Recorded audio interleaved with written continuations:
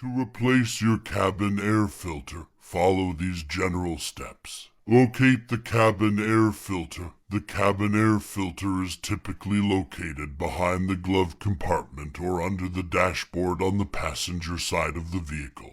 Refer to your vehicle's owner's manual for the exact location.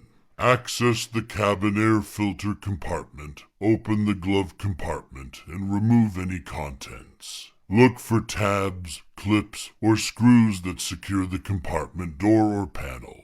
Remove them to access the cabin air filter compartment. Remove the old cabin air filter. Carefully remove the old cabin air filter from its housing. Pay attention to how it's positioned, as the new filter should be installed in the same orientation. Clean the filter housing before installing the new filter. Take a moment to clean the filter housing to remove any debris or dust that may have accumulated.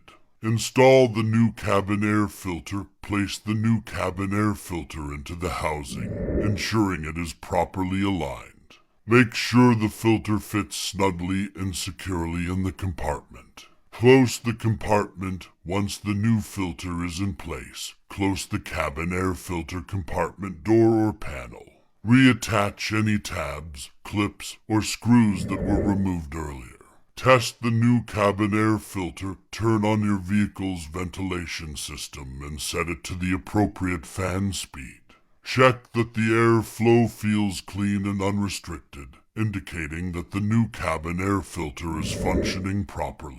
Note, the specific steps for replacing the cabin air filter may vary depending on the make and model of your vehicle.